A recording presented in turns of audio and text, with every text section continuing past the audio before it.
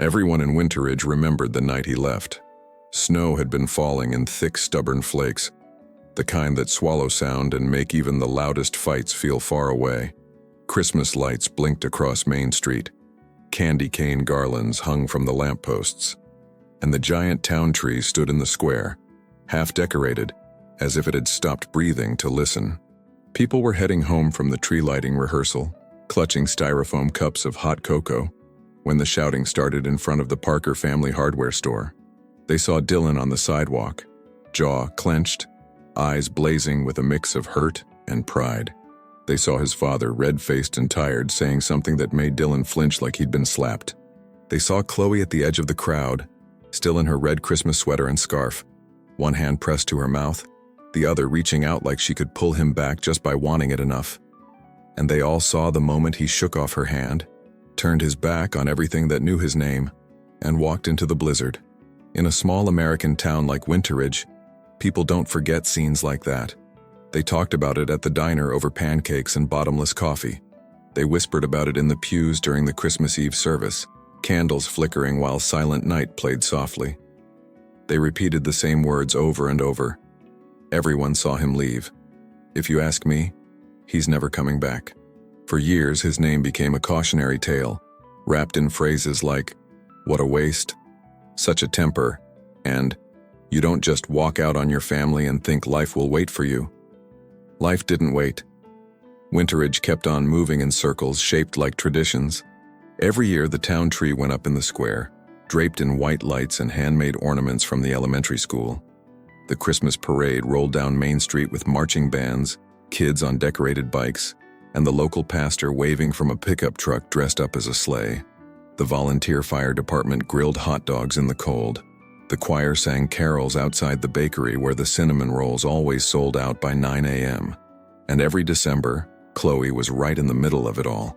She became the girl who never left, the woman who stayed, the one who showed up early to organize the Winterridge Christmas charity drive, who walked through town in boots dusted with snow, arms full of donation boxes and lists.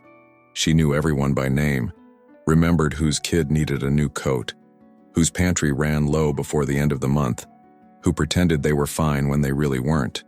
Her laugh had the same soft brightness as the string lights over Main Street, and people would have sworn she moved on, that she'd folded the memory of him into some quiet part of her heart and closed the drawer. They were wrong. Because on a night 8 years later, under the same kind of heavy, whispering snow, a bus rolled into Winterridge just as the last store lights were blinking off. The "Welcome to Winterridge" sign at the edge of town was still wrapped in garlands and fairy lights, like it was part of the Christmas decorations too. The bus stopped with a hiss in front of the little brick station no one ever really used unless life had gone very right or very wrong. A man stepped down onto the icy pavement, boots crunching softly. He carried an old duffel bag over his shoulder, his coat worn, his face sharper. Older. There was no ring on his finger. No one waiting for him with a sign or a hug. Just the cold, the soft glare of the street lamps, and the kind of silence that only exists in places that once knew your laughter. Dylan lifted his gaze and looked at the town he'd once sworn he'd never return to. The town that had seen him at his worst. The town he'd hurt more than he wanted to remember.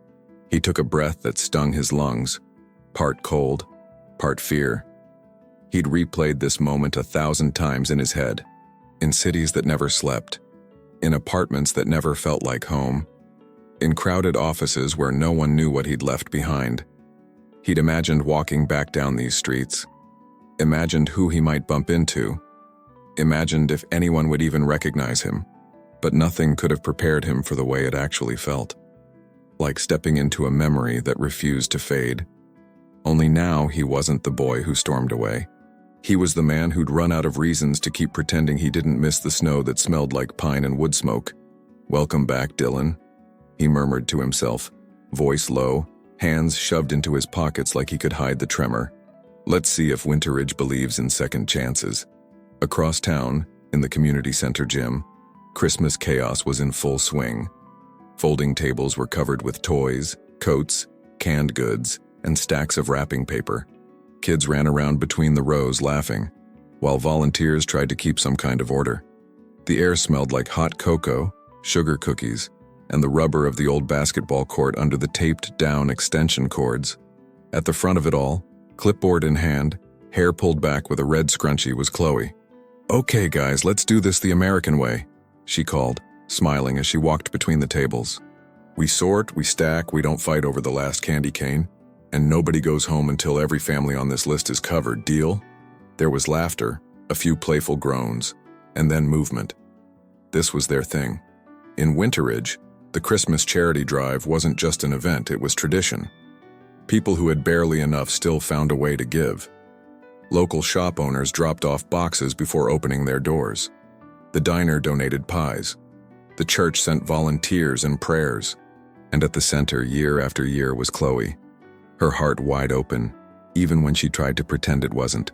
She paused near the window for a moment, staring at the snow swirling outside, at the faint reflection of her own tired, smiling face in the glass. Somewhere deep inside, where she rarely let her thoughts wander, she still remembered another December. Another snow. A boy who'd promised big dreams and then left her standing with a heart that felt like shattered ice. She shook her head slightly as if to clear it. That was then. This was now. People grow up. People move on. And some people don't come back. You and I know that's about to change. Because this isn't just another Christmas in another small American town. This is the year when the boy everyone watched leave steps back into the place that still keeps his outline in the snow. This is the year when the woman who stayed, who built a life around serving and staying invisible in her own pain, will be forced to look straight into the eyes of the past she never fully buried. And you? You're about to watch what happens when pride finally breaks, when regret knocks on a door it slammed itself, and when grace shows up in the most ordinary hometown ways, through cocoa shared in paper cups, awkward greetings in grocery aisles, and a community that isn't sure whether to forgive or to remember. Stay with me until the end of this story, because what happens on that snowy street, under those Christmas lights, might just touch something in your own heart too. And before we dive in, take a second to subscribe for more stories of love, faith, and redemption, so you never miss the next chance to believe that God can rewrite any story, even the ones everyone thought were over. Now, let's begin with the night everyone in Winterridge realized. He didn't just come back. He came back different. Snow drifted across Winterridge like a whispered reminder of everything this town never forgot. The streets glowed under strands of warm white Christmas lights, the kind strung up by volunteers who laughed louder than the cold. Store windows displayed gingerbread houses, knitted scarves, and handwritten "Merry Christmas" y'all signs. A gentle hush hung in the air, broken only by distant carolers practicing outside the Methodist church. But beneath all that festive warmth, something shifted the moment the midnight bus rolled in. Something old, something unfinished, something that made the town inhale like it sensed a storm. The bus hissed to a stop beside the tiny brick station that rarely saw visitors anymore. Most people traveled by car, or not at all, because Winterridge was the sort of place you left only if you had a reason. And 8 years ago, Dylan Parker had a reason big enough to burn a bridge. Now, stepping down into a swirl of silver snow, he looked nothing like the boy who'd stormed off into a blizzard. His shoulders were broader, posture heavier, eyes dimmed by miles that hadn't been kind. He carried only a worn duffel bag and the weight of too many regrets. The cold greeted him first, then the memories. He paused on the sidewalk, staring at the crooked wreath above the station door. Someone had added a plaid ribbon, the classic Winterridge touch that refused to change, no matter the decade. The familiarity stung more than the wind. He shoved his hands into his coat pockets, grounding himself, whispering a breath he didn't know he'd been holding. This town still smelled of pine, wood smoke, and something like innocence. It shouldn't have hurt as much as it did, but coming back always hurts the most when you left badly. Across the snowy street, Mrs. Hayes from the bakery flicked off her shop lights. The glow framed her like a painting, her white apron dusted with flour, her hair tucked under a Christmas print bandana. She didn't see him at first. Then she did. Her eyes widened, her breath caught, and her hand froze on the door handle. "Lord have mercy," she whispered, barely audible over the wind. Even from a distance, Dylan saw the mixture of shock and memory. He nodded to her, a small, uncertain gesture that said, "I know. I never thought I'd be back either." But she didn't wave, didn't smile. She simply locked the door, adjusted her scarf, and hurried toward her car. Not unkind, just guarded. Winterridge was friendly, but it never forgot its wounds, especially the public ones, especially the night he left. Dylan walked down Main Street, boots crunching through layers of untouched snow. Every storefront he passed triggered a memory sharp enough to draw blood. The barbershop where he'd gotten his first buzz cut. The diner where he and Chloe used to split cinnamon pancakes after choir rehearsals. The gazebo where he'd kissed her under mistletoe during the Christmas parade in 10th grade. He forced his gaze forward, refusing to drown in nostalgia. But Winterridge made it hard to run from anything. He stopped near the town square, breath fogging in small, shaky bursts. The giant Christmas tree stood half-lit, wrapped in gold ribbon and ornaments painted by local children. Workers had left ladders leaning against it, decorations hanging from hooks like hopes waiting to be placed. It was beautiful in an unfinished way, much like his life. Much like every apology he'd rehearsed for 8 years and still didn't know how to say. He swallowed hard, fighting the sting in his eyes. Down the street, the bell above the community center door jingled loudly. Reminders of laughter spilled into the air, bright, youthful, alive. Children ran out holding paper snowflakes, chased by volunteers wearing matching green Winterridge Christmas Drive shirts. And then she appeared. Chloe Evans stepped into the doorway, clipboard in hand, cheeks rosy from both work and winter. Her hair was pulled into a loose ponytail tied with a festive red scrunchie. She looked like Christmas wrapped in grace.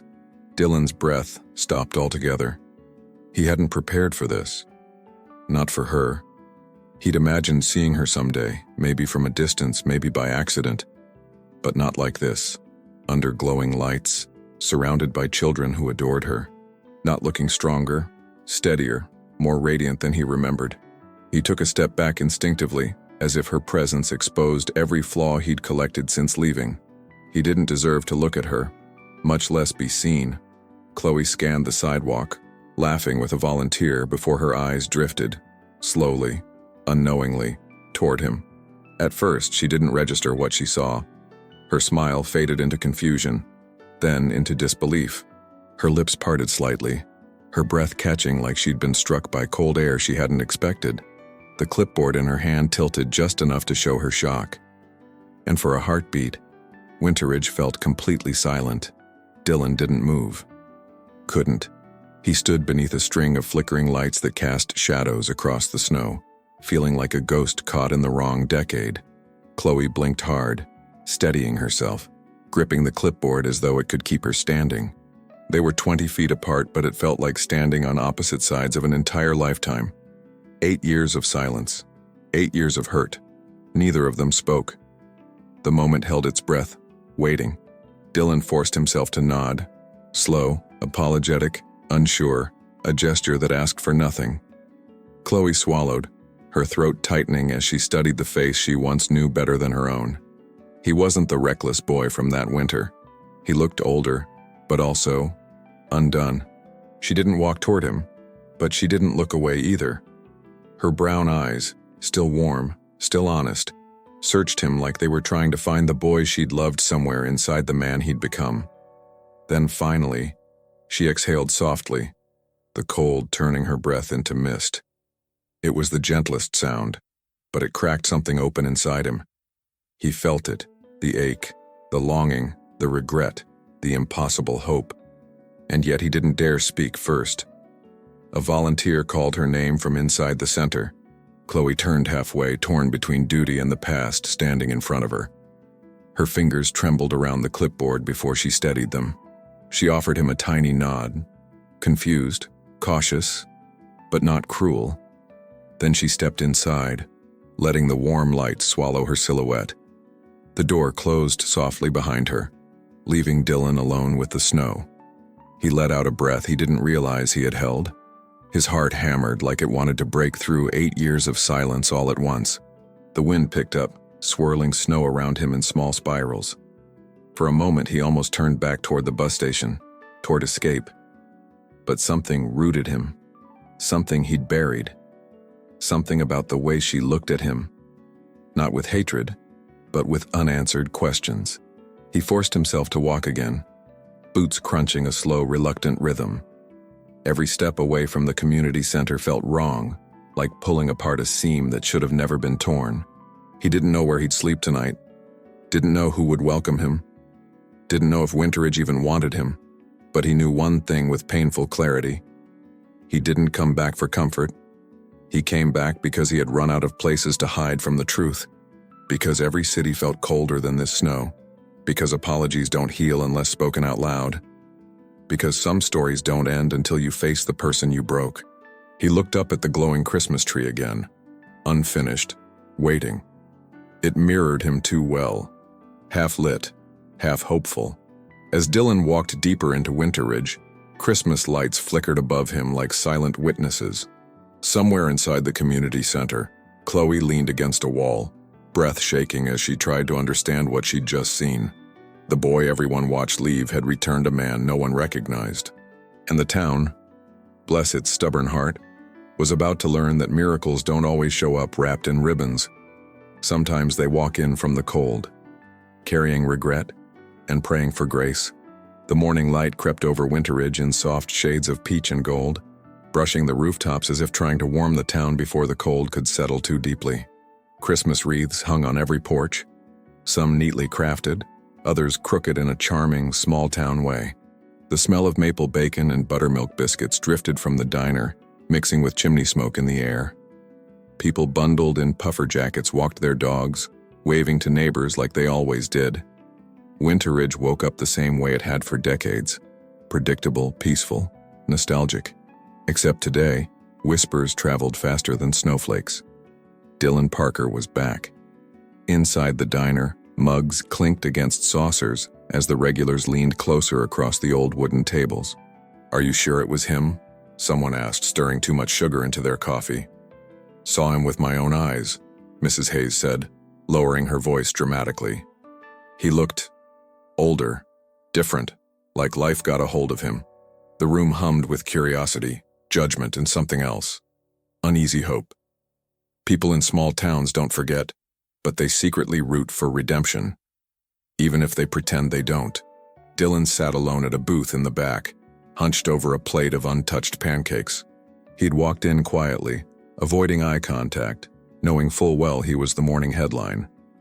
The waitress, Annie, approached with caution, flipping her blonde ponytail nervously. "Coffee refill?" she asked, though his cup was still nearly full. He nodded, grateful for something ordinary. Her smile was small, hesitant, but not unkind. Winterridge was trying, awkwardly, to remember its manners. As Dylan sipped the hot coffee, memories clashed inside him like mismatched puzzle pieces. He'd once loved this diner. The smell of fresh pastries, the jukebox in the corner, the way Chloe used to steal whipped cream from his cocoa. But today, everything felt coated in the weight of who he used to be. The kid with a temper too loud for a small town. The son who broke his father's trust. The boy who walked away from the only girl who ever saw the softness beneath the anger. He pressed a hand to his chest, steadying the ache. Meanwhile, across town, Chloe carried a box of donated winter coats toward the sorting table inside the community center. She kept her eyes fixed on her to-do list, trying to drown the echo of last night's shock. Her heart still beat out of rhythm each time she replayed the way Dylan looked at her. Older, exhausted, remorseful. Not the boy she remembered. Not the boy who'd left. Someone heavier. "Chloe, you okay?" her friend Mara asked, handing her a clipboard. "Yeah," Chloe answered too quickly, but her fingers trembled as she flipped through the donation notes. Mara raised an eyebrow. She'd known Chloe since grade school, long enough to read silence like a second language. "This is about him, isn't it?" Chloe froze. Even saying his name felt dangerous. She set the clipboard down and leaned against the table, letting out a shaky breath. "I didn't expect to ever see him again," she whispered. Mara softened. "Nobody did. But there he was," Chloe continued, her gaze drifting to the snowy window. Standing on Main Street like the cold didn't bother him, like time didn't move while he was gone. Her voice cracked on the last word. Some wounds don't reopen. They just never fully healed. Mara placed a hand on her arm. You don't owe him anything. I know, Chloe said quietly. But my heart didn't get the memo. Outside, children built a snowman shaped like a crooked pine cone, laughing as they packed snow with their mittens. Chloe watched them, needing the grounding, the innocence. But her mind kept wandering back to the man she once trusted with her entire world. Back at the diner, Dylan finally pushed his plate away and stood up. The room grew strangely quiet, as if someone had turned down the volume. He paid at the counter, avoiding the curious glances, knowing every person was storing his face in their memory. Outside, a gust of wind slammed into him, reminding him of how unprepared he was for this homecoming. Winterridge winters were brutal in the mornings, but emotional cold, that was worse. That cut deeper. He walked toward the hardware store, his father's hardware store. The faded red sign still read, Parker and Son, though the and Son felt like a lie now. His boots dragged as he approached the door, each step echoing years of unspoken apologies. Through the window, he saw his father stocking shelves, moving slowly but steadily. His hair was grayer, his face more tired. The sight nearly broke Dylan. 8 years of stubborn silence pressed against his ribs. He opened the door, the bell chiming a note that felt painfully familiar. His father looked up and froze. The hammer in his hand hung suspended mid-air. For a moment, neither one breathed. Dylan swallowed, searching for words that didn't feel too small. Dad? His voice cracked like ice under pressure. The past hovered between them, heavy as snowfall. His father set the hammer down slowly. Didn't think I'd see you walk through that door again, he said, his tone steady but bruised. Dylan tried to smile, but it faltered. I didn't think I'd be back either. Silence stretched, thick and suffocating. I'm not here to cause trouble, Dylan whispered. I just needed to come home. His father's jaw tightened, not in anger, more like self-protection. You left a mess behind, son. I know. And people got hurt.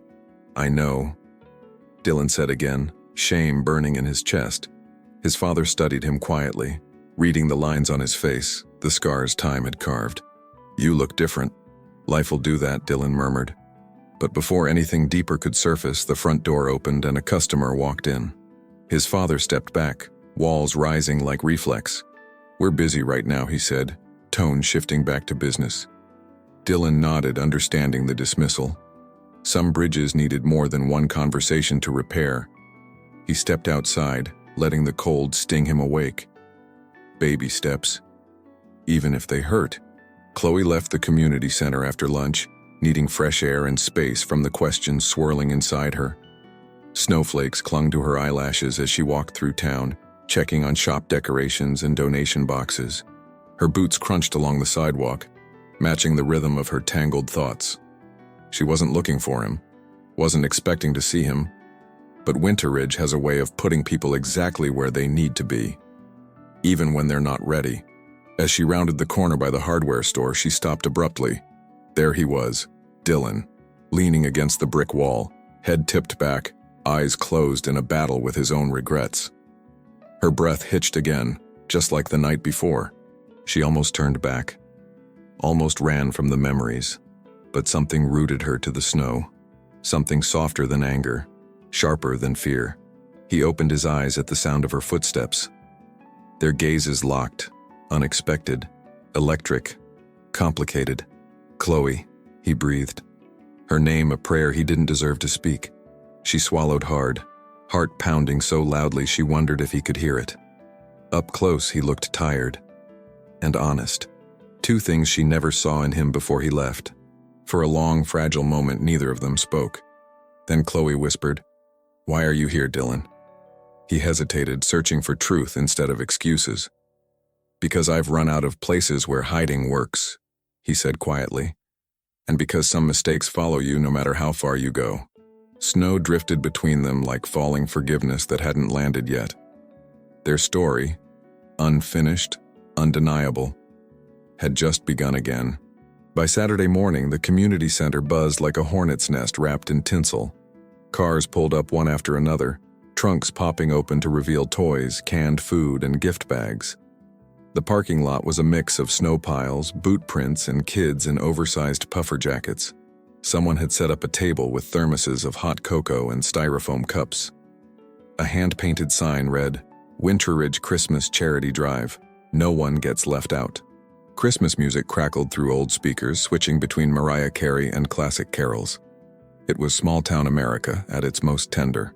Inside, Chloe stood near the entrance with a clipboard and a half-drunk coffee in a red travel mug. Her hair was tucked under a knitted beanie someone's grandma had made years ago. "Okay, y'all," she called out, clapping her gloved hands together. "Station 1 is toys, Station 2 is coats, Station 3 is food. If you don't know where to go, just follow the glitter and the chaos." People laughed, scattering into their roles with comfortable familiarity. This wasn't just work, it was tradition. Mara walked over, chewing on a peppermint candy cane. "We're already short on muscle this year," she grumbled, scanning the sign-up sheet. "Half the high school boys are at basketball practice, the other half are still asleep." Chloe smirked. "Welcome to Winterridge. We could use a few more strong backs," Mara added, eyeing the heavy boxes stacked by the door. "Otherwise, your girl here is going to throw out her shoulder before lunch." Chloe shrugged, but worry flickered behind her smile. They pushed the main doors open to drag another load inside. Cold air rushed in, biting their cheeks and turning their breath into pale ghosts. The town square looked like a Christmas card. Tree towering, snow drifting, garlands stretching between lampposts. Kids chased each other, leaving trails of footprints like scribbles on the white canvas. Chloe adjusted her beanie and grabbed the edge of a box marked, "Fragile." "Ornaments." "Careful with that one," Mara warned, hooking her fingers under the other side. "This is every nativity scene in town, bless its little ceramic heart." They were halfway back inside when Chloe heard footsteps crunching up the sidewalk. Something inside her tensed before she even turned. She told herself it could be anyone, but her heart didn't believe it. She looked up and saw him, Dylan, walking toward the entrance, hands bare despite the cold. His breath rose in visible clouds, his expression torn between determination and doubt. It felt like the temperature dropped 10 more degrees. Mara stiffened immediately, her jaw tightening. "Well," she muttered under her breath. "Look what the snow dragged in." Dylan stopped just outside the doorway, eyes flicking between Chloe, the boxes, and the chaos behind them. "Hey," he said quietly, voice almost swallowed by the wind. Chloe's fingers tightened around the cardboard edge, but she didn't look away. "Hey," she answered, cautious but steady. The word tasted like history. "I heard you needed volunteers," he said, nodding toward the sign taped to the window. The flyer was simple. Hand-drawn snowflakes, bold letters, Chloe's phone number. He shoved his hands into his jacket pockets, suddenly aware they were empty. "No strings, no drama," he added quickly. "I just want to help, if you'll let me." Mara made a low sound that sounded suspiciously like Chloe felt every eye inside the foyer pressing on them. She could have said no, could have told him the town was fine without him, could have protected her heart by drawing a line right there in the snow. Instead, she inhaled deeply and chose something harder. "We don't turn away help," she said slowly. "Especially not at Christmas." The word surprised even her. Mara shot her a look, but Chloe ignored it. "Grab those boxes of canned goods by the ramp," she told Dylan, slipping back into coordinator mode. "Take them to the back wall near the stage. We're starting a food section there." Dylan nodded, grateful for instructions instead of accusations. "Yes, ma'am," he said automatically, the old Southern politeness sliding out of habit. Chloe almost smiled at the familiarity of it. Almost. Inside, the air felt warmer. Part body heat, part electric tension. People paused when they saw him carrying boxes inside, then pretended not to stare. Whispers floated between tables like invisible snow. "That's him, right? He's helping? Well, bless his heart, maybe he grew up after all." Dylan kept his head down and his hands busy. A little boy in a reindeer sweater nearly crashed into him, dragging a plastic sled full of stuffed animals. "Sorry, mister," the kid chirped, cheeks flushed red from the cold. Dylan steadied the sled before it tipped. "You're good, buddy," he replied, genuine softness slipping through. The boy grinned and ran off, bells on his hat jingling. The moment was small, but it poked a hole in the wall around Dylan's chest. Kids didn't remember his mistakes. Not yet. As the morning went on, Dylan lifted, stacked, and sorted until sweat prickled at his neck. He moved like someone trying to repay a debt that had no clear balance. He fetched extra tables from storage when asked, untangled a mess of Christmas lights without complaining, helped an older man back his truck up to the loading ramp. He said yes to every task, no matter how small. Silence was his apology for now. At one point, a box of fragile ornaments slipped from a volunteer's hands near the stage. A teenager gasped, watching it teeter toward the edge of the table. Dylan lunged forward, catching it just before it crashed. The room exhaled in unison. "Nice save," someone said from the crowd. An older woman near the coffee table added, "Guess those Parker reflexes didn't disappear after all." There was a hint of fondness there, not just history. Later, when the rush slowed, Chloe found herself standing beside him at the coat rack. He was hanging up freshly donated jackets, smoothing the sleeves like they mattered. "Didn't think you'd last this long," she said quietly, breaking the silence. He glanced over, surprised she was talking to him at all. "Didn't think my back would last this long either," he joked weakly. She huffed out the faintest laugh, eyes dropping to the floor. It felt dangerously like old times. "Why are you really here, Dylan?" she asked, her tone softer than the question deserved. He turned fully toward her, leaning lightly against the metal rack. "For years I thought leaving would fix everything," he said. "New city, new job, new people, no history. Clean slate, you know?" She nodded once. Everyone in a small town understood the temptation of escape. "But every Christmas," he continued, voice rougher now, "my mind came back here, to this drive, to you, to what I broke." His eyes glistened, but he blinked the tears away. Chloe's throat tightened. "We all make mistakes," she said, though some part of her resisted the phrase. "Some of us make them loud," he countered. The corners of her mouth twitched despite herself. He sighed, glancing around the gym filled with donations. "This town gave me more than I ever gave back," he admitted. "Helping here? It felt like the least I could do. A place to start." Across the room, Pastor Jim stepped inside, stomping snow from his boots. His eyes landed on Dylan, and for a moment his brows lifted in surprise. Then he offered a gentle nod, the kind that said, "I see you trying." "Good to have extra hands," the pastor called. "We're going to need them for the Christmas Eve service, too." Dylan hesitated, unsure if the invitation included him. Chloe saw the flicker of fear in his eyes. "I'm not sure God's looking for someone like me in the front row," Dylan muttered under his breath. Chloe heard it anyway, the confession hanging between them like mist. She swallowed, heart squeezing. "Maybe that's exactly who he's looking for," she replied softly. Snow tapped against the high windows, catching the light like tiny prayers. Around them, Winterridge kept moving, sorting, stacking, serving. And without anyone saying it out loud, something had shifted. By late afternoon, the sky dimmed into a soft winter blue, the kind that made Christmas lights glow brighter against the snow. The community center had begun to empty, volunteers heading home for dinner in warm living rooms.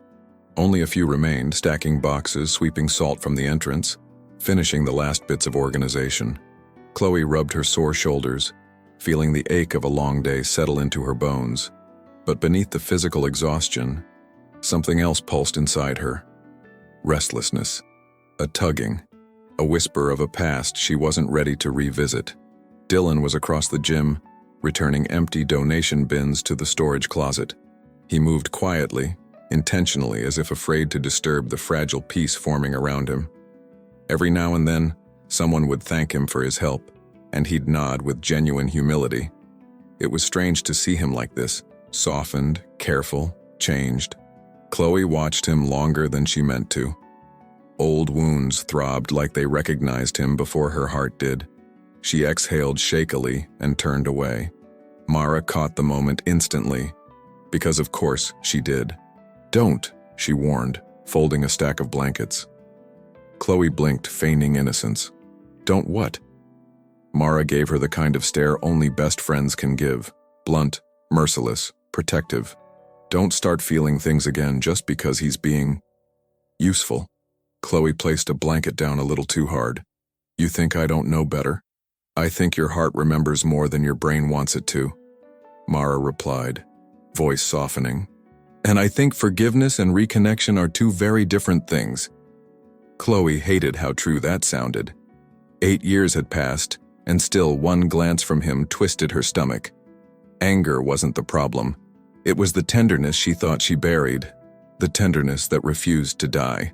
When the gym finally cleared, Chloe stayed behind to check the inventory list. The heater hummed overhead, warming the room in a steady, comforting rhythm. She walked along the tables, running her fingers over donated toys, winter boots, and tins of hot cocoa mix. This event mattered. This town mattered. And she had built a life around contributing to both. She wasn't sure she had space for anyone else. She didn't hear Dylan approach at first. Just the soft shuffle of boots across the polished floor. Then his voice, gentle but uncertain. Need help with anything else? Chloe stiffened, her pen pausing mid-checkmark. She turned slowly, heart tripping over itself. He stood a few feet away, hands in his jacket pockets, breath slightly visible in the cold air near the door.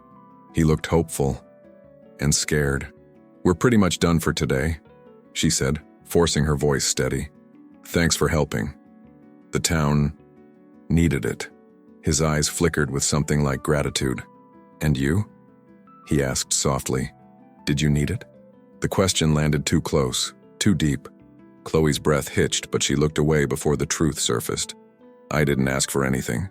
Dylan nodded slowly, accepting the boundary even if it stung. I know, he murmured.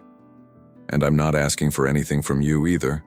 That surprised her, but didn't comfort her. He took one cautious step forward. I just want to make things right where I can, he added. And I'm starting with whatever work needs doing in this town. That's all I can offer for now. His sincerity felt heavier than any apology. Chloe studied him for a long moment, trying to reconcile the boy who left with the man standing before her. People don't just change overnight, she warned gently. He gave a hollow laugh. Trust me, I didn't. Silence stretched between them, thick as winter fog. Then he added, I broke a lot back then. I'm not expecting anyone to forget it. His voice tightened. Least of all you. Chloe swallowed hard, her hand tightening around the clipboard. You hurt me, Dylan, she whispered, not accusing, just stating a fact the universe already knew. He closed his eyes briefly, the pain unmistakable. I know, and I wish I could go back and undo every bit of it. You can't. He nodded again, shoulders sinking. I know. Outside, the wind rattled the windows, shaking icicles that clung to the roof like frozen tears. The dim Christmas lights reflected on the polished gym floor, casting soft halos around them. For a fleeting second, Chloe felt transported to a much younger version of herself, one who believed people stayed, one who didn't fear goodbyes. But adulthood had replaced that innocence with self-protection. And yet, Dylan's presence stirred embers she thought time had smothered. She hated that. He shifted, rubbing the back of his neck in that old, familiar way. I'm not asking you to trust me, he said quietly, or forgive me today, or ever, if that's not something you want. Chloe looked up sharply at that, surprised by the honesty. He continued, I just needed to say out loud that leaving was the biggest mistake I ever made. His voice cracked. And you didn't deserve any of it. The admission sliced through her, clean, precise, devastating. She had waited years for those words, even when she pretended she didn't care, even when she convinced herself she was over him. And now that he'd said them, they didn't heal her. They reopened something fragile, something trembling, something real. Dylan, she whispered, unable to look at him for long. What you did, it broke more than just my heart. It broke trust. It broke plans. It broke us. His breath left him in a shaky exhale. I know. And I'm sorry. I've been sorry for a long time. Her eyes shimmered despite her attempts to steady them. Snow outside tapped gently against the window. It sounded like forgiveness waiting to be spoken. She finally met his gaze fully, letting him see the mixture he'd created inside her. Hurt, love, confusion, memory, loss. He didn't flinch from it, didn't run, didn't hide like before. He simply stood there, letting the truth lie between them like footprints in fresh snow. "People in this town already have opinions about you," she said. "And so do I." He nodded, accepting it without argument. "Then let me earn whatever new opinion I can." Chloe inhaled, the air sharp in her lungs. "You don't get to rewrite everything just by showing up." He swallowed, looking both hopeful and broken. "I know. But maybe I can help repair something." His words landed softly, like snowfall, not a storm. The gym lights flickered as the automatic timer buzzed, signaling closing time. Chloe glanced toward the switch panel. "I should lock up."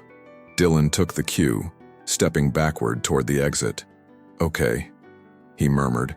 But before he could push the door open, she added quietly, "Thank you for helping today." It was small, but it was real. He froze, turning back just enough to meet her eyes.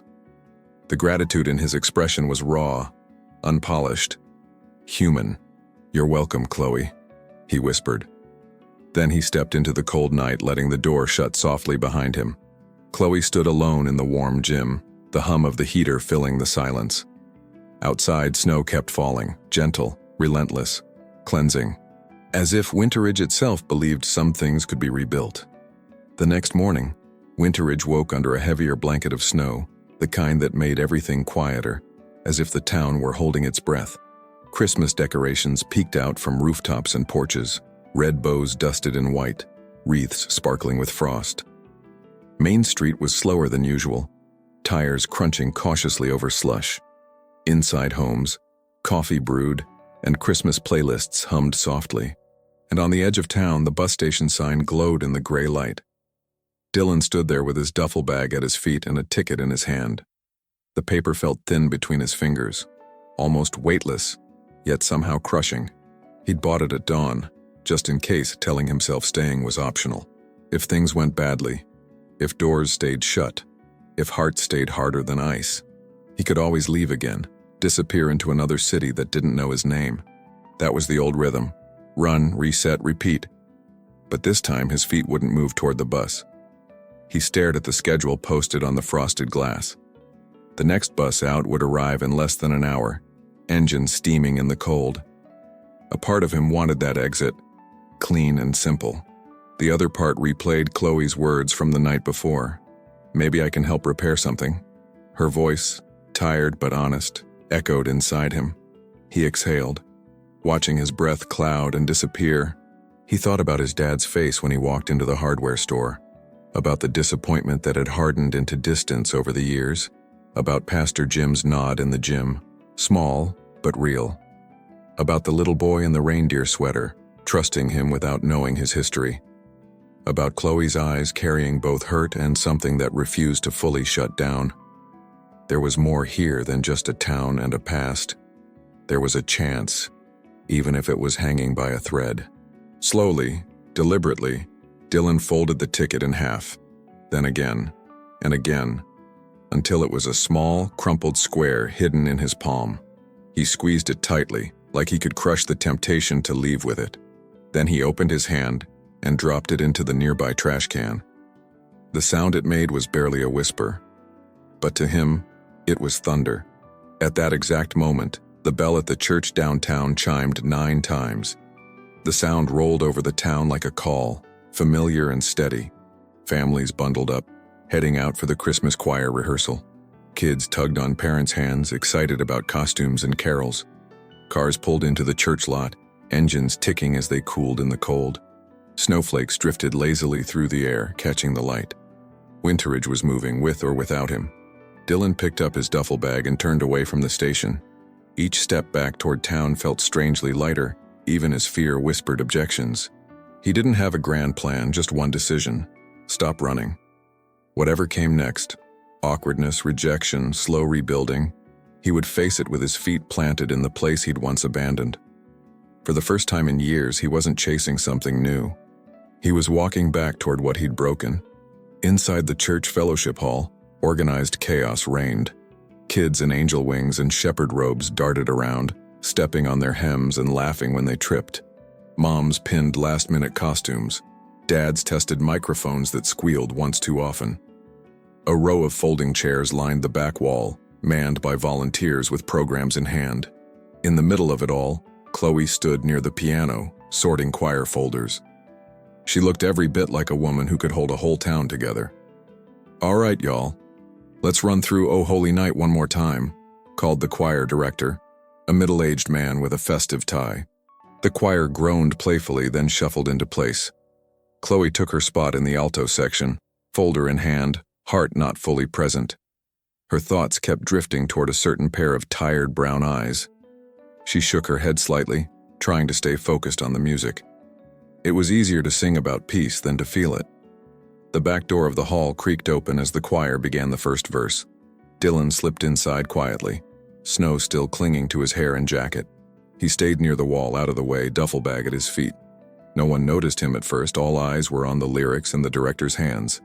Then, slowly, a few people in the back row glanced over. Recognition spread like a ripple through water. But this time, no one turned away. Pastor Jim walked up beside him, hands tucked into his cardigan pockets. "Wasn't expecting to see you here," he said, voice low but kind. Dylan swallowed, nodding once. "Wasn't sure I'd stay." The pastor followed his gaze toward the choir where Chloe stood singing softly. "Yet here you are," he replied. "You planning to disappear again after the holidays?" The question held no accusation, just concern. Dylan hesitated, then shook his head. "No," he said, the word surprising even himself with its certainty. "I threw the ticket away." Pastor Jim's eyebrows lifted, impressed. "Well, that's one way to make a decision," he said with a faint smile. "You got somewhere to stay?" Dylan's jaw tightened. "Working on it." The pastor nodded slowly, then clapped a hand on his shoulder. "Come see me after rehearsal," he murmured. "We'll figure something out. Winterridge may be slow to trust, but it's even slower to abandon its own." Emotion burned behind Dylan's eyes, but he blinked it back. "Thank you," he whispered. Two simple words that carried more weight than he could explain. On stage, Chloe's voice blended with the others, steady and clear. "Long lay the world in sin and error pining." As the verse rose, she glanced toward the back of the hall and saw him. Her heart stuttered, missing a beat before stumbling back into rhythm. He wasn't just in town. He was here, at church, during rehearsal. For a moment, she almost lost her place in the music. Her fingers tightened around the folder, knuckles whitening. She watched him standing beside Pastor Jim, head slightly bowed. He didn't look like someone passing through. He looked like someone bracing himself to belong again. Her chest tightened with something she couldn't name. Hope, maybe. Fear, definitely. After rehearsal ended, kids scattered to find their parents, their laughter bouncing off the walls like jingle bells. Chloe gathered her folder and placed it on the piano, taking longer than necessary to straighten the sheets. She didn't want to seem like she was searching for him, didn't want Mara's teasing words to come true. But her eyes kept drifting toward the back of the room. She finally spotted him near the coffee table, talking quietly with Pastor Jim and an older man from the church board. The older man nodded twice, then extended his hand. They shook on something Chloe couldn't hear. Dylan's shoulders visibly loosened, tension easing as if a burden had shifted. Pastor Jim glanced over, catching Chloe's eye with a knowing look. He tipped his head slightly, as if to say, "He's staying." Chloe's heart gave a small, unexpected lurch. This wasn't just a visit. This wasn't closure wrapped in a few apologies and a bus ticket out. This was a beginning she hadn't asked for, one that would require more courage than she felt she had. Outside, snow fell in slow, peaceful flakes over Winterridge. Inside, without saying it out loud, Dylan Parker had chosen to stay. Winterridge woke up to warnings on every local radio station. A Christmas storm was rolling in from the mountains, the kind people talked about for years afterward. Strong winds, heavy snow, and temperatures dropping fast. Schools closed early. Shops taped handwritten signs to their doors. and the mayor sent out a town-wide alert: get home before dark. But the community center had one last day of preparation left. Chloe arrived early, bundled in a thick parka and knitted scarf, boots already covered in a layer of fresh powder. Inside the gym, volunteers rushed to finish sorting donations before the storm made roads unsafe. Boxes lined the walls like a protective fortress of kindness. The air buzzed with urgency, but also excitement. Winterridge loved a challenge almost as much as Christmas. Mara jogged over, breath puffing in bursts. They're saying the worst of it hits by mid-afternoon, she announced. We need everything ready before the roads turn into skating rinks. Chloe nodded, tightening her ponytail. Let's divide tasks. Toys first, then coats, then food supplies. Her voice was calm. Leadership came naturally to her. But inside, anxiety tugged at the edges of her resolve. Because storms brought memories. The night Dylan left, a blizzard swallowed his silhouette until he looked like nothing more than a shadow fading into white. Chloe shook the image away before it rooted too deeply. That was then.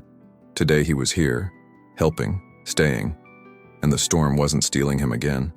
Dylan arrived just after 9, snow clinging to his hair like frost. He stomped his boots by the door, shaking off the cold. Morning, he said, voice warm despite the icy wind behind him. Several volunteers greeted him with polite nods. More than yesterday. Less than tomorrow, maybe. He looked toward Chloe almost instinctively. She tried not to react, but her pulse skipped anyway. Storm's moving in faster than expected, Chloe said, handing him a list. He skimmed it and nodded. I'll take the food section. Good, she replied, tucking a strand of hair behind her ear. Their fingers brushed when she passed the pen to him. Both froze for half a heartbeat. A spark, a memory, a warning. Then they stepped apart, pretending not to notice. By noon, the wind howled outside like a restless beast. The windows rattled, shaking the icicles hanging from the roof. Volunteers worked in double speed, their laughter mixing with the sound of packing tape and clattering bins. Chloe directed traffic, clipboard in hand, cheeks flushed with effort. Dylan lifted heavy boxes without complaint, the kind of quiet strength she remembered too well. At one point, an elderly volunteer slipped on melting snow near the entrance. Dylan lunged forward, catching her before she hit the ground. Oh, my stars. Thank you, sweetheart, she gasped. He smiled shyly, helping her steady herself. You okay, ma'am? Better now, she chuckled, patting his arm. The whole room softened toward him by a fraction. But the real trouble came when the lights flickered. Once, twice, then steadied again. Everyone froze, glancing up at the ceiling. Storms hitting harder, Mara muttered. Outside the windows, snow fell thicker and faster, like the sky had split open. We need to wrap up in 40 minutes, Chloe announced, voice steady, despite the tension threading through her chest. Then everyone goes home. No exceptions. Dylan caught her eye from across the room and nodded. His presence steadied her more than she wanted to admit. They worked in synchronized urgency, until the old gym heater groaned loudly. A sharp clunk echoed through the building, followed by silence. Then a cold draft that crawled across the floor. The heater's out, Mara said, wide-eyed. Chloe rushed to the control panel, flipping switches, but the unit refused to respond. In minutes, the temperature began to drop. We can't leave the donations in freezing temps, Chloe said, panic rising beneath her calm exterior. Electronics, canned goods, coats, they'll all be damaged. A heavy gust shook the windows. Dylan stepped beside her, voice low. Tell me what you need. The simplicity of it steadied her breath. We need heat, or we need to move everything to the hallway storage area, she said, pointing to the narrow corridor off the gym. But that's hours of work. Dylan glanced at the volunteers, already shivering. Then let's get started, he said, rolling up his sleeves. Without waiting for approval, he grabbed the first box. The room followed his lead. They formed a human chain, passing boxes down the corridor. Dylan stood near Chloe, their shoulders brushing with every movement. Cold air bit at their skin, but adrenaline kept them warm enough to keep going. At one point, Chloe lost her grip on a large coat box. Dylan caught it with one hand, steadying her with the other. You good? he asked. She nodded, breathless for reasons colder than the storm. Hours passed in minutes. Sweat mixed with cold air, turning their breaths into sharp clouds. The gym slowly emptied, box by box, like a sinking ship being salvaged. Finally, the last donation was safely stored in the insulated hallway. Everyone exhaled in collective relief. But the storm outside had grown violent. Snow slammed against the doors in thick, blinding sheets. Chloe checked her phone. No signal. The mayor's alert tone sounded through someone else's device. Roads closed. Shelter in place until storm passes. Fear rippled through the volunteers, nervous voices rising. Dylan stepped forward, calming them with surprising authority. We're inside. We've got water, snacks, and this building is solid. His confidence settled the room instantly. Chloe stared at him, momentarily struck. This wasn't the boy she remembered. Angry, impulsive, restless. This was a man who stayed calm when the world tilted sideways, who showed up, who helped without being asked, who steadied others when they needed it most. When the worst of the wind rattled the walls, Chloe and Dylan found themselves standing near the darkened gym, breathing hard, surrounded by the hum of frightened volunteers. Snow roared outside like a tidal wave of white. Dylan's voice dropped to a whisper only she could hear. We'll get through this. For the first time in years, she believed him. Hours passed inside the community center as the storm raged outside, wind howling against the brick walls like a warning from the mountains. The volunteers huddled together in the hallway, wrapped in spare coats and blankets. Battery-powered lanterns cast a warm glow over the cramped space, turning the moment into something both frightening and strangely intimate. Kids whispered to keep themselves calm. Adults shared quiet jokes. And through it all, Chloe felt Dylan's presence like a steady, silent anchor. When the wind finally softened, just slightly, Pastor Jim suggested everyone rest while they waited for updates. People settled into makeshift spots, leaning against walls or boxes. Mara fell asleep instantly, her head on a pile of toy donations. But Chloe couldn't sit still. Her thoughts churned louder than the storm. So she slipped away toward the dim, empty gym. She stepped inside, closing the door gently behind her. The room was cold but quiet, lit only by the faint glow of emergency lights. Everything they'd moved earlier left an echo in the air, the echo of teamwork, chaos, and something she didn't want to name. She crossed her arms, rubbing warmth back into them. But her mind wasn't on the cold. It was on him. She stared at the spot where Dylan had worked all morning, lifting boxes, catching ornaments, saving the donations from freezing. He had shown up today, in ways that mattered, in ways that reminded her of the boy she once loved, and in ways that showed her the man he had become. It terrified her how quickly old feelings thawed. The gym door creaked open. Dylan slipped inside, closing it quietly behind him. I thought you might be here, he said softly. She didn't turn immediately, staring instead at the string light still hanging across the unfinished tree. Needed a minute to think, she murmured.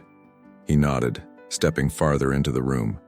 His footsteps echoed like an invitation she wasn't sure she wanted. You okay? He asked, stopping a few feet away. Chloe inhaled deeply before answering. I don't know, she admitted. That storm brought back memories. He lowered his gaze, knowing exactly which night she meant. The night I left. The words hung between them like falling snow. Chloe turned then, meeting his eyes. Why did you leave, Dylan? Really leave? Not the excuse everyone repeats, not the anger, not the pride. The truth. He swallowed hard, as if the question had been waiting inside him for years. His shoulders rose and fell with a long breath. You deserve that much. I left because I was drowning, he said quietly. And instead of reaching for the people who loved me, I pushed everyone away. He paced slowly, hands on his hips, searching for courage in the cold air. I felt like a disappointment to my dad, to the town, to you. Chloe's breath caught at that. And running felt easier than failing again. But you didn't just run, she whispered. You ran from me. From us. A flicker of pain crossed his face, raw and unfiltered. I know, he said, voice breaking. And that's the part I regret the most. I broke something precious because I didn't know how to carry it. Chloe blinked back tears she hadn't expected. So you just walked away without a word? He shook his head slowly. No. I walked away because I thought you deserved better than someone who couldn't even love himself. Silence weighed heavy, like the storm pressing against the roof. Chloe's heart hurt at the honesty. It wasn't an excuse. It was a wound. I hurt you, he continued, stepping closer. In ways I didn't understand until much later. I thought time and distance would fix it, but it didn't. Every Christmas I thought of you. Every snowfall reminded me of what I'd ruined. His voice dropped to a whisper. I'm sorry, Chloe. Truly. She wiped her cheek, surprised to find a tear. You think sorry fixes 8 years? No, he answered immediately. I don't expect forgiveness. I just needed to tell you the truth, because you deserved it then and you deserve it now. He looked at her like the past had finally caught up to him. Chloe stepped away, pacing to the decorated gazebo prop in the corner. She traced a finger over its wooden edge. I waited for you that night, she said. I stood in the snow for hours, believing you'd turn back. Dylan's breath hitched like the air had punched him. I know, he whispered, voice cracking. And that's what I carry every single day. I don't want to hate you, she confessed, turning toward him again. But I don't know how to trust you either. He nodded, not flinching from the truth. Then let me earn it slowly, he said. No promises, no pressure, just small things, real things. She studied him, his tired eyes, his humbled stance, the man who had walked back into a town he'd wounded, risking humiliation and judgment just to make something right. People don't come back like this, she murmured.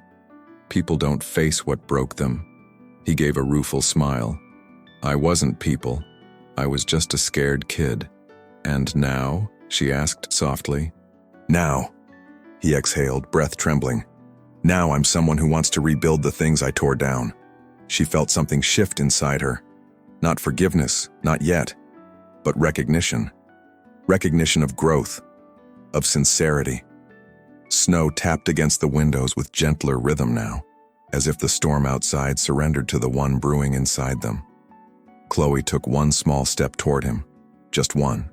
Dylan didn't reach for her. He didn't dare. But the space between them warmed instantly. Years of silence melted into something fragile and real. You came back different, she whispered. He nodded, eyes shimmering. Because losing you changed me. Coming home just reminded me how much. Her breath trembled as she held his gaze. The storm eased outside, giving way to quiet snow. But inside the gym, something had just begun. By the next morning, the storm had softened into a peaceful snowfall, leaving Winterridge covered in a thick, pristine blanket of white. The town looked almost untouched, frozen in a postcard stillness. But inside the community center, everything buzzed with renewed purpose. The donations were safe, the volunteers rested, and the Christmas charity drive was back on schedule. Chloe arrived with a sense of anticipation she couldn't explain. Dylan was already there, sweeping snow from the main entrance. He moved with quiet determination, face flushed from the cold, breath fogging in steady clouds. He didn't see her at first.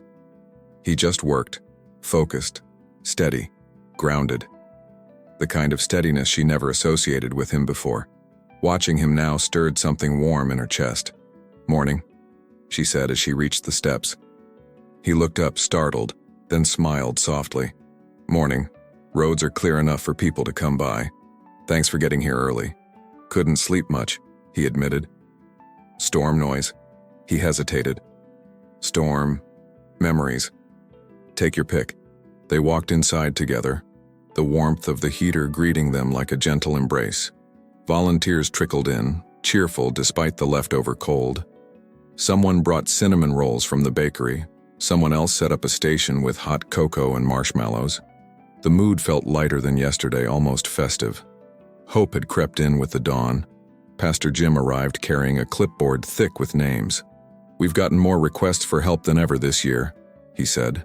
Families hit hard by layoffs, medical bills, you know the drill. Chloe nodded. She knew the stories by heart. The donations will cover everything, she assured him. but we need more hands to deliver." Before she could assign anyone, Dylan spoke up. "I'll take the north route," he volunteered. Heads turned. North route meant the roughest roads and most homes. "You sure?"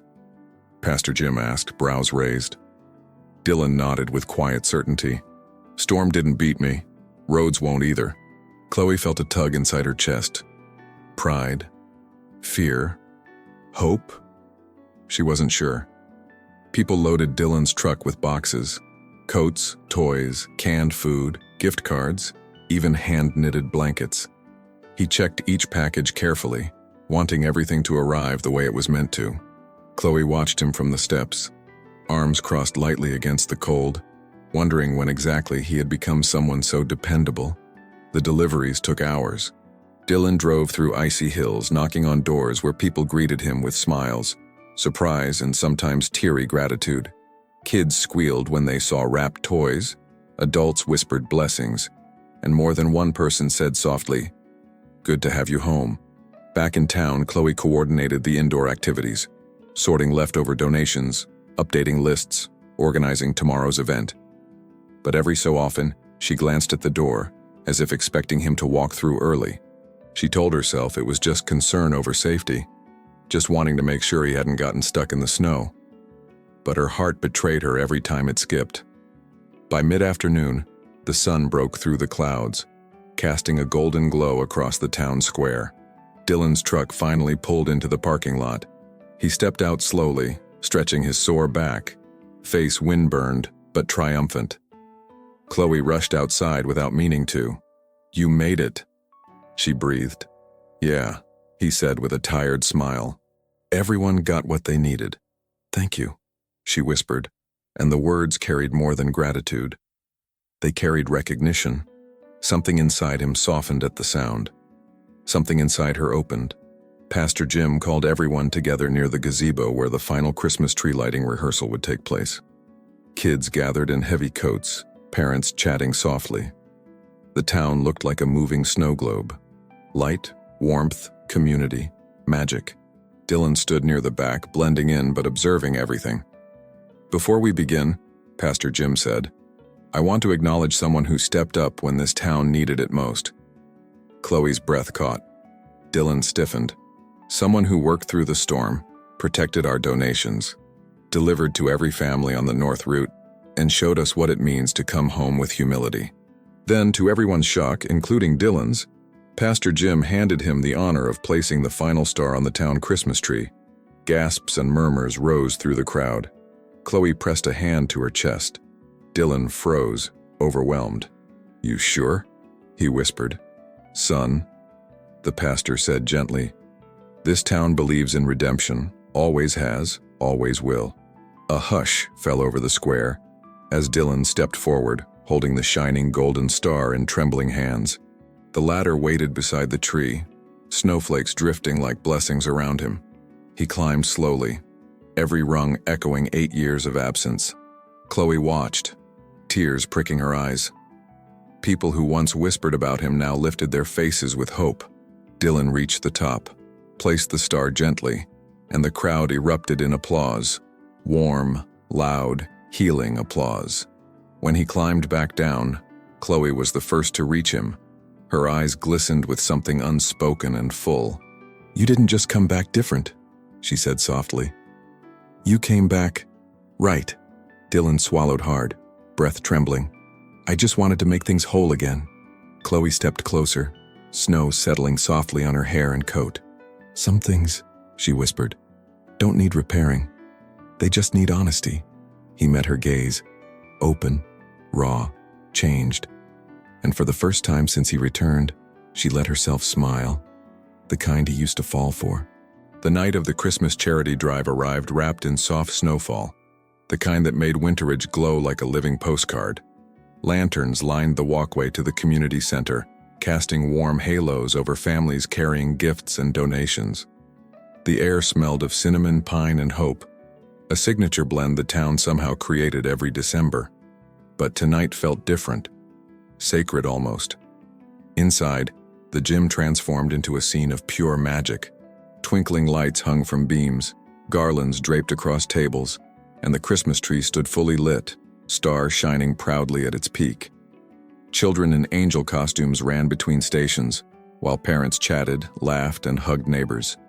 Every corner pulsed with gratitude and generosity, and somewhere among the crowd stood the man who had once left it all behind. Dylan helped an elderly couple carry their bags, then knelt to help a child tie her shoelaces. Every gesture was quiet, steady, sincere, and Winterridge noticed. People who once turned away now offered small smiles, warm nods, even short conversations. They weren't forgetting the past, just choosing not to live in it. Chloe watched from near the cocoa table, her hands wrapped around a steaming paper cup.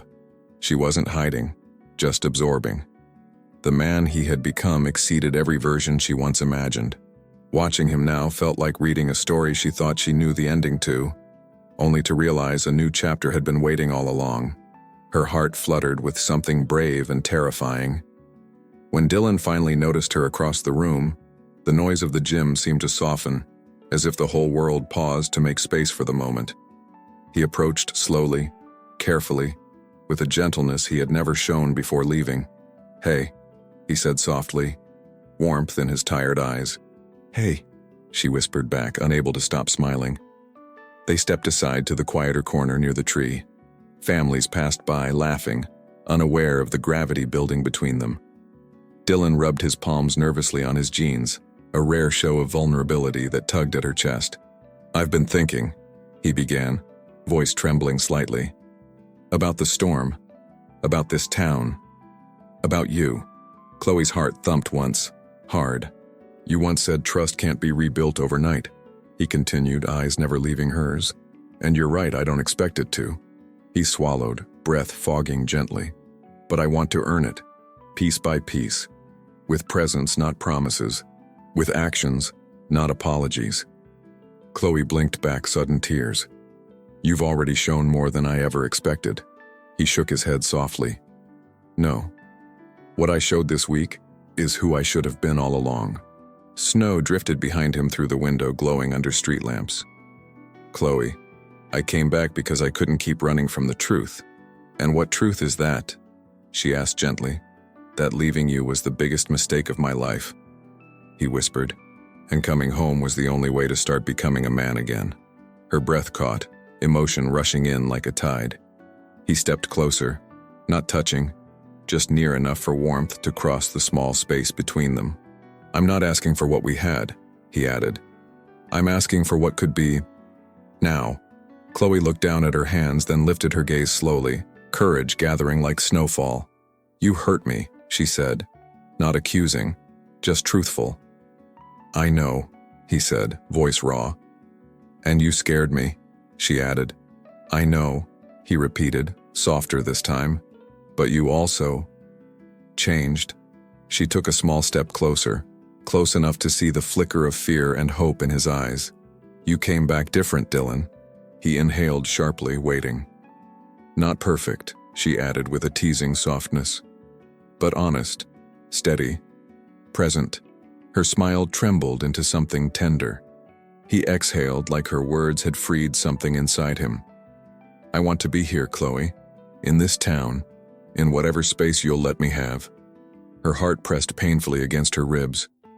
"Then stay," she whispered, not out of guilt, not to fix the past, but because you want a future.